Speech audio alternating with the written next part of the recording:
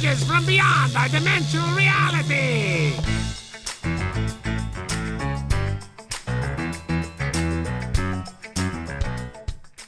Phineas and Ferb the movie, Across the Second Dimension. As of the release of this review, it's the middle of the summer, and the revival is still fresh on both the Disney Channel and Disney Plus, which makes it the perfect opportunity to talk about one of Disney's most iconic animated series, Phineas and Ferb.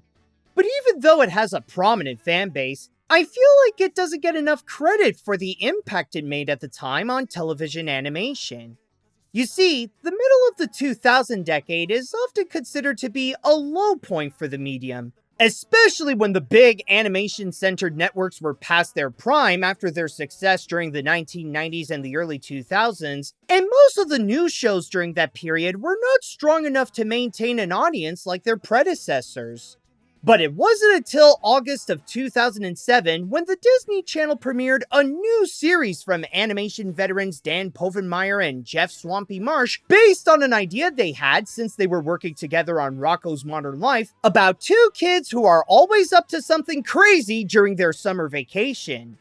The result didn't just turn out great, but it was also the first time in years that an animated series gathered this much attention and fanfare, and was among the first to help elevate television animation to later have a new, stronger era during the 2010s that supplied several highly acclaimed series like Adventure Time, My Little Pony Friendship is Magic, Gravity Falls, Steven Universe, and more. But what we'll be checking out isn't the show itself, but rather the 2011 made-for-TV movie that was released during the middle of its Season 3 run. Now, as I am a fan of both Disney and animation, I've always been aware of the show and its popularity, but I'll admit that I never took the time to actually watch it. That's why, in preparation for this review, I checked out 3 episodes that fans recommended me to watch in order to get more familiar with Phineas and Ferb, including the pilot Roller Coaster, Dude, We're Getting the Band Back Together, and both parts of Summer Belongs to You. At the very least, I'll be coming in this with knowledge of the basics of the show, like its format, its cast, its comedy, and the style of musical that it can be. So now that we know what we're going to do today, is summer even better when crossing dimensions? Or will we side with Candace and tell their mom on what they're up to? Let's find out. The story. In the series, the formula for each episode always has 2 plot lines that they keep mostly separate. While Phineas and Ferb do their own thing with what they want to do on that day, Perry is off on his own mission to stop Dr. Doofenshmirtz from pulling off his plans to take over the tri-state area. There are times when the 2 plots make a connection, but they never fully mix so that the boys are completely unaware of their pet's secret life.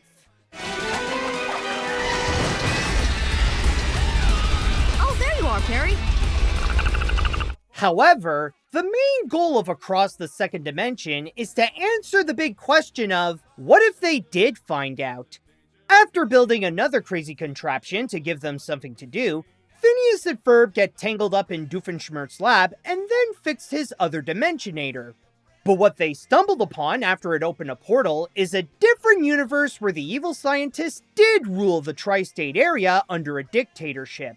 And if they want a chance to return to their home, the Step Brothers have to team up with the alternate version of themselves and their friends to escape the other Doofenshmirtz's tyranny and his legion of robots, all while trying to process that Perry is actually a secret agent.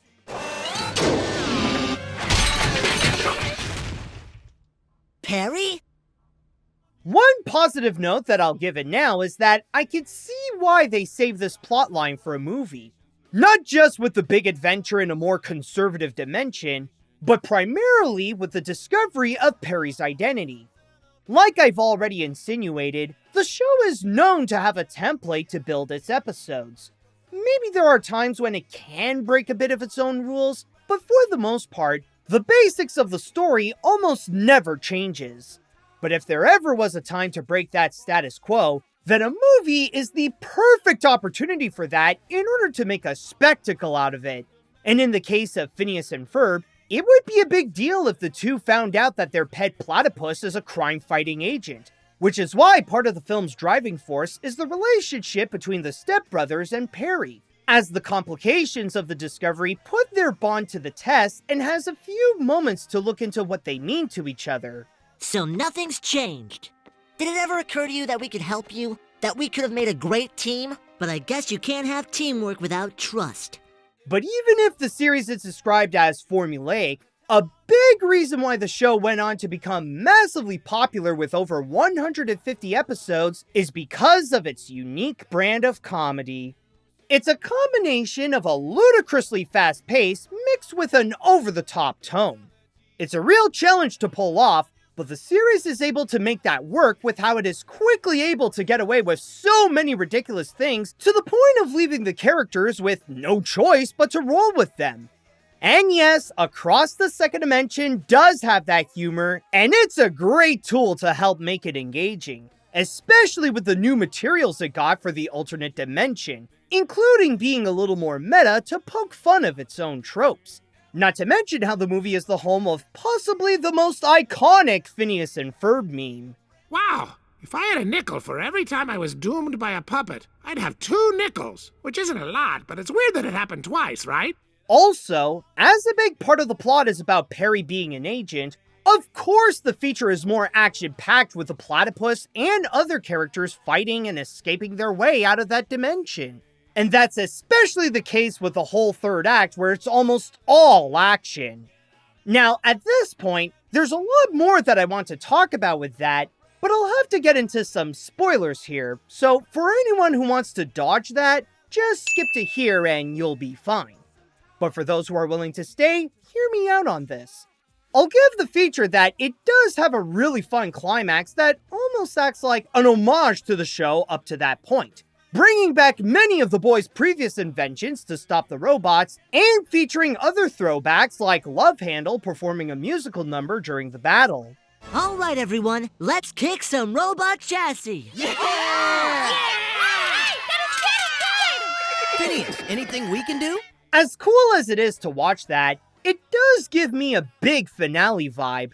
Not just of the movie, but that sense that this is meant to be how the whole series would have ended, with the way that everything that they built in the past episodes ultimately come together, and what they did to change the formula feel like this is what the creators might have intended to cap off the show. I could be wrong, of course, but I'm just used to stories of how SpongeBob or Dexter's Lab intended to finish their series with a movie, and this one feels like it had the same intentions. However, this also comes with a few problems I have here. One is how it highlights that, as much as it is great for fans, it's not as welcoming for newcomers. The impact it can make wouldn't hit as hard without the context of how the series works and why it's a big deal for the stepbrothers to find out who Perry really is. I'm not saying newcomers wouldn't like it if they watched this without seeing the show, but they wouldn't get it as much as fans would. Perry the platypus? Really? What? Also, the ending feels like it just abruptly stops the film. I get that it's a short movie, but it had a good pace going for it, and then it suddenly tells you that it's over and goes into an immediate halt. After they took down the robots and the other Doofenshmirtz returned to his dimension, the characters get their memories erased from that day, and that's it. No epilogue to show how they'll continue their lives afterwards to show how everything's back to normal, just Perry looking at photos and then it's done.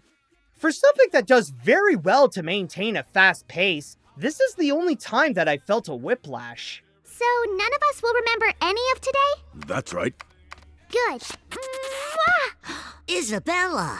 Hit it, Carl! Wait! With a formulaic show like Phineas and Ferb, it makes it easier to find a way on how to make the experience feel bigger with a movie.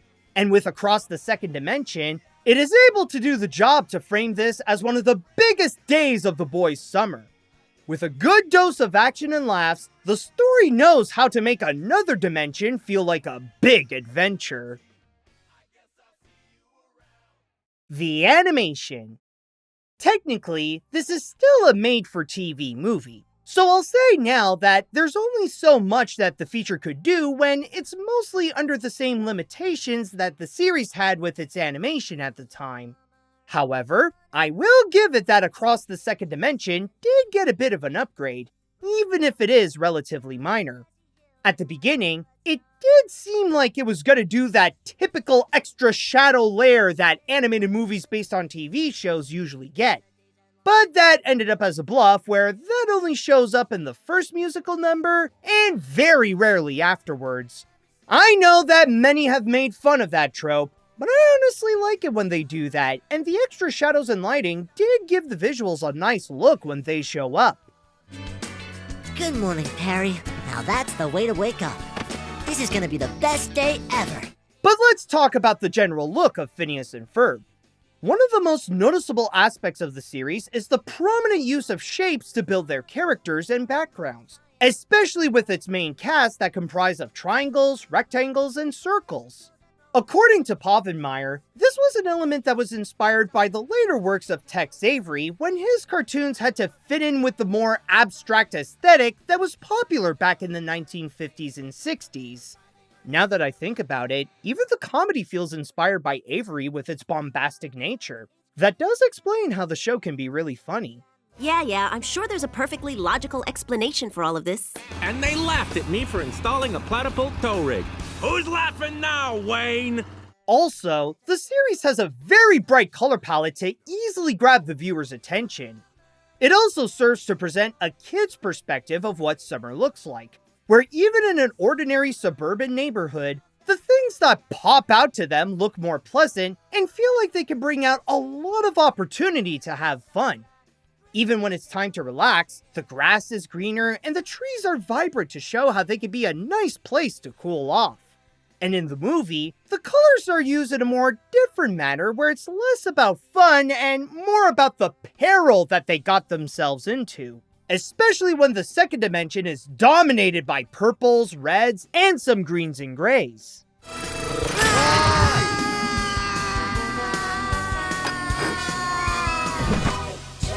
Speaking of that dimension, one cool thing about the movie is the world building. How the characters find themselves in this parallel universe where Doofenshmirtz is a more competent villain who was able to conquer the tri-state area, and rebuilt it in his own authoritarian image with a threatening robot army surveying everyone. But at the same time, it does have a bit of a sense of humor about it, where it has some fun with the scientist's evilness, and have his image just about everywhere with his nasty attitude being the main vibe of the area.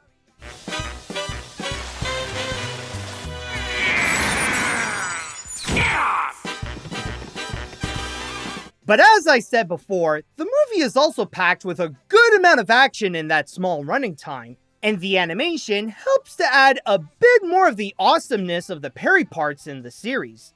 Does it also make the feature more intense? Honestly, I wouldn't go that far. It's not the film itself that's at fault, it did the most that it could, but again, this was made for television using the same materials to craft the show. There's a noticeable limitation that holds several parts like the cinematography and the character animation back from making anything that could look like something made for theaters. And even at that, a lot of its energy has to be reserved for the bigger scenes like with the action or the musical numbers, while the rest has to stay simple until it can gather its energy for the next big moment. Oh wait, maybe we're going too fast. Still though, when it's time to go extra, it can pull off something well. The action can still have an element of thrill with the perils that the characters get into, along with additional use of computer animation for the mechanical elements like the robots, and the musical numbers get into its own music video made to really get invested in the fun of their own songs.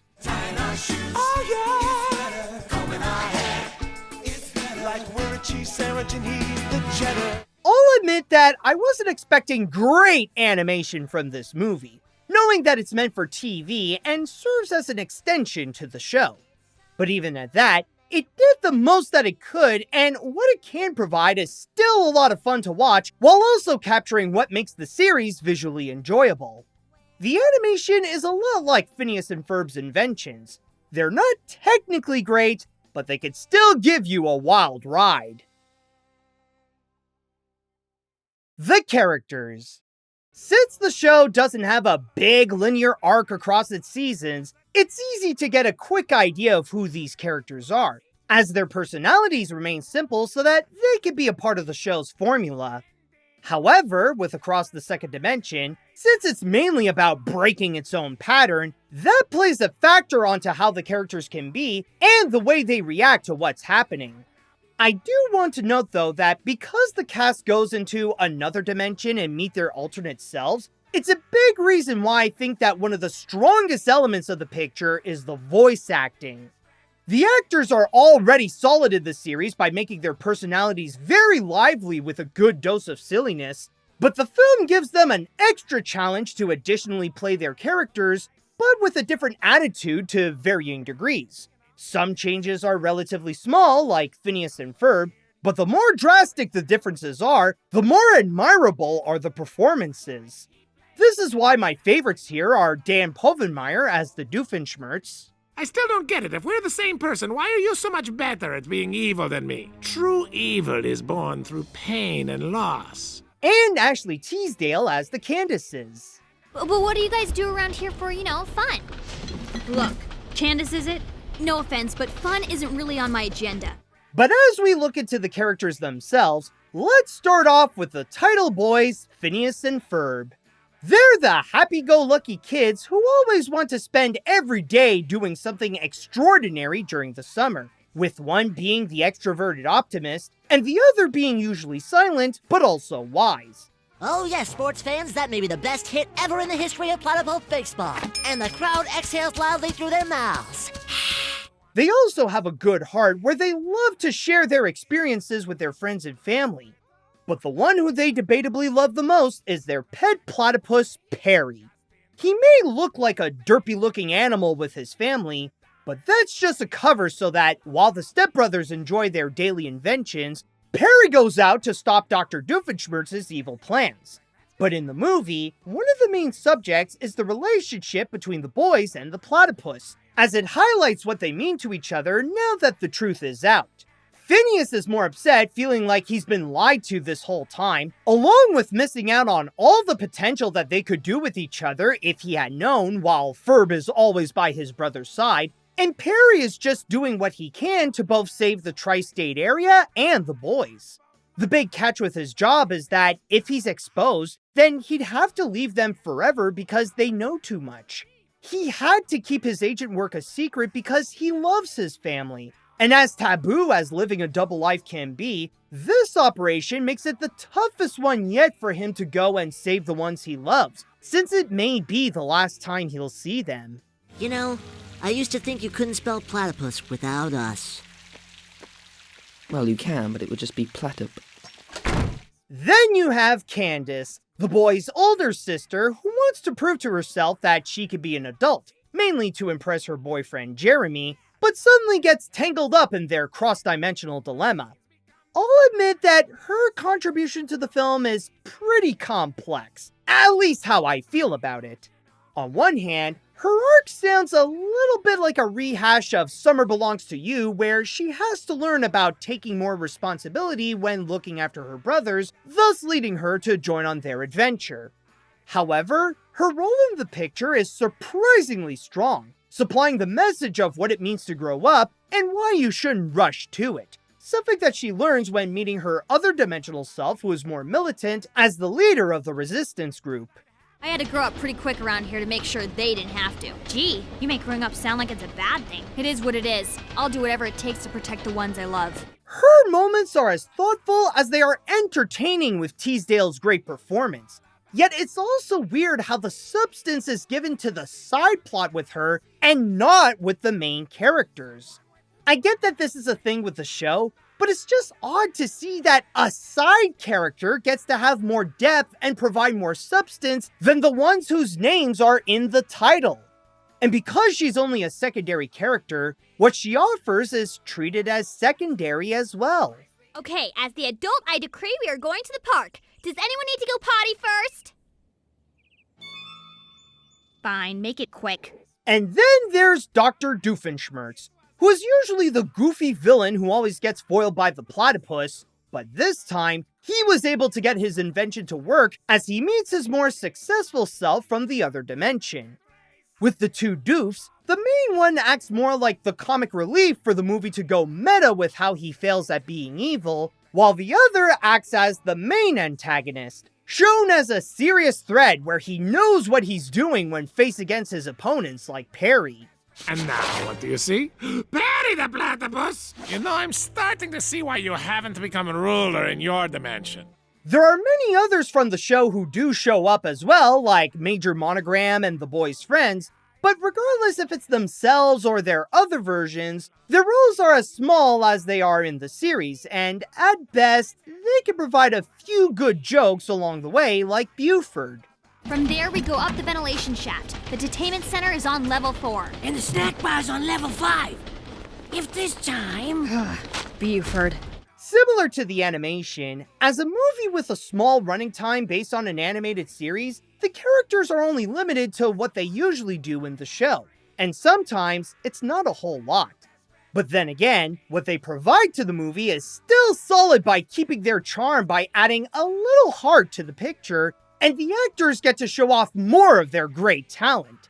Rather if it's their own dimension or the second, the characters do help to make this a fun experience. The songs. Another beloved element of the series is whenever it becomes a musical. When it's time for the characters to put on a song and dance number, it goes all out to make them the highlights of their respective episodes. I'd even say that they debatably hit harder than they should with how they can be very well made, yet still maintain the show's comedic tone so that the songs have room to fit in its humor. Seriously, we're talking about numbers that feel more like they belong on Broadway than on a cartoon like Phineas and Ferb. Tell me what you wanna do today. All we need is a place to start. If we have heart, we'll make it. And with that great strength, it would be foolish not to make this movie a musical. So was that musical gift able to really elevate this picture into something that makes it worthy of its Disney title? Honestly, a bit, but maybe not as much as some episodes in the series. My one criticism here is that being a musical is not the movie's main priority. Even with its running time, I feel like I didn't get as much of that special music that they make compared to some of the episodes they do, like Summer Belongs to You, or Dude, We're Getting the Band Back Together. If anything, I wish that component had a bit more importance to make the most out of its musical talent here. But still, when the songs do appear, they really amp up the movie to deliver a great time.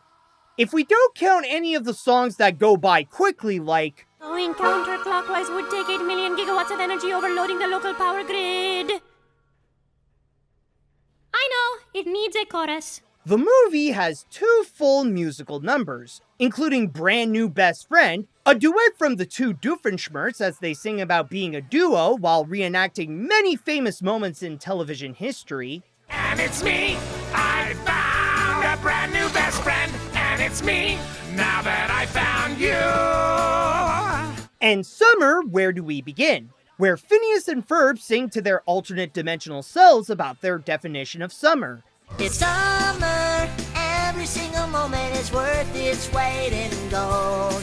Then you have Brand New Reality and Robot Riot, 2 songs that appear during the climax that are part of montages, where one is where the characters jump to several different dimensions to escape the robots and find their way back home, and the other is to set the epic mood as the characters use the boys' past inventions to take the bots down.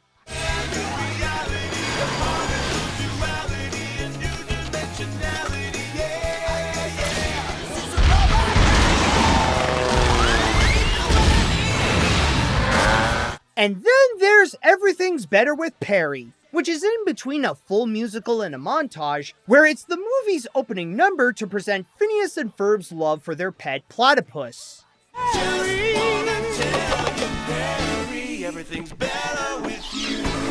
The problem here is not the songs themselves, it's just the movie not using that talent to its full potential, because when they do show up, they are absolutely great and really liven up the feature.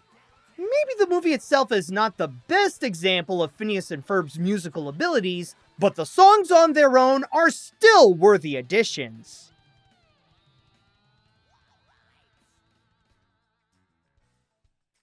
Out of everything I've done during the summer so far, experiencing Phineas and Ferb did help make it a little more memorable. Phineas and Ferb the movie, Across the Second Dimension, is a fun-filled animated feature that twists the formula of the series to deliver one of the Step Brothers' biggest adventures. Even without having a lot of experience with it, I know that this isn't their greatest moment, especially when, as a made-for-TV movie, it does hold it back from showcasing its true potential. However, that doesn't change how what we got with this is still satisfying, complete with an engaging story that supplies some nice heart, a bunch of cool action, characters and their alternate versions who can offer double the enjoyment, amazing voice acting, great songs, and fantastic comedy that makes it worthy of being a Phineas and Ferb movie. Of course, this is a must-watch for Phineas and Ferb fans. But like I said before, if you're not familiar with the series, you won't get as much out of it.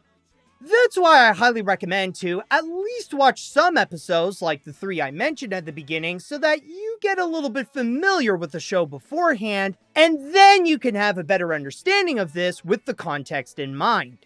And if you had fun watching this review, then give it a like and come subscribe to my channel. You can also join my Patreon so that I can help you out with whenever you're thinking about what you want to do today. Unlike Perry's mission to stop Doofenshmirtz and save the tri-state area, there's no secret that you'll have a fun time with this movie, no matter which dimension you're in.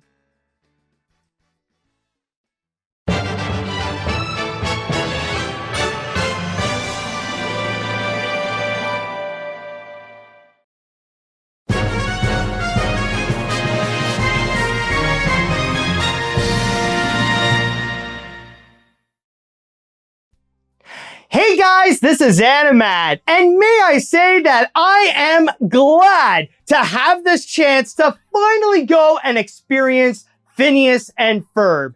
And I'm not just talking about the movie with Across the Second Dimension, but also with the episodes that I have seen that fans have recommended me to go and check out.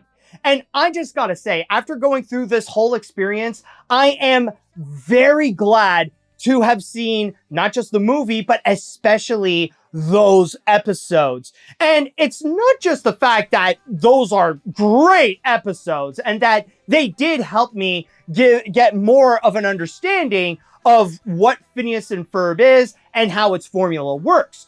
But especially those episodes, like watching them prior, it really helped me out to understand more about Across the Second Dimension. Because I will go and say right now, if I came in as a newcomer, like what I would do with some of the other animated movies based on TV shows, you know, when I would go in and say, oh, before I get things started, I just want to let you know I'll be coming in as a newcomer to understand my perspective of the review.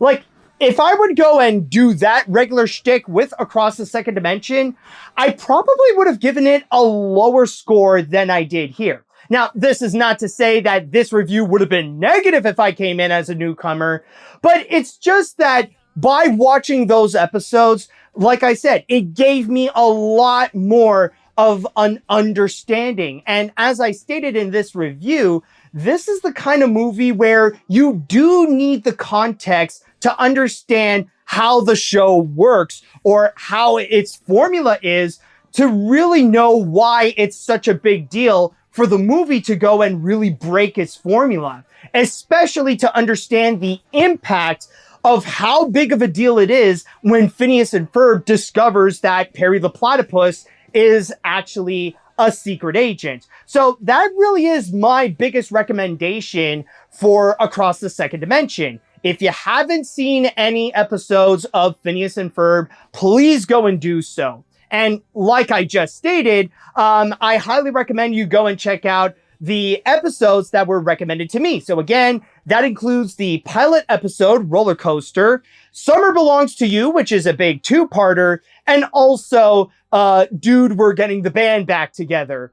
So as long as you check out those, which are kind of like the essentials of Phineas and Ferb, then you should be fine to understand the basics of the show and understand a little bit more about Across the Second Dimension so that you can go and get that context. All right, so with that said, now that we are done with Phineas and Ferb, at least with Across the Second Dimension, it is now time that we shall go and move on to my latest invention, the Patreon Requestinator. And this time around, this request is going to be from Russell Ray Young. So, before I go and tell you what it is, now, or at least hint to you what it is, if you would like to go and support my work and get some amazing rewards at the same time, then all you have to do, and by the way, that is if you would like to be like Russell here, then all you got to do is go to patreon.com/animat. But at the same time, if you would like to go and request an animated film you would like me to review and that I would put onto my other invention, the Animation Hattinator, then all you have to do is go to write me an email to animatsreviews@gmail.com. All right, so with that said, though, what is it that Russell went and asked me to go and review next? Well, there's actually a little bit of a funny coincidence with this because there actually is a bit of a connection, not just with what I just reviewed with Phineas and Ferb, but also with another review that I did not too long ago is Dexter's Lab Ego Trip. Because there's a little bit of a connection with these, especially with the fact that all three of these films from the past, present, and future, well, they're all related to a boy genius related to their specific channels, or specifically an animated boy genius of their respective TV channels. I started with Dexter's Lab, who is pretty much or Dexter here, who is the boy genius of Cartoon Network. Then I looked into Phineas and Ferb, who are the boy geniuses of Disney. And now the next one that I'm going to be looking into shall be the boy genius of Nickelodeon. Oh, there you are, Perry. Ferb, I think I know what we're gonna do today.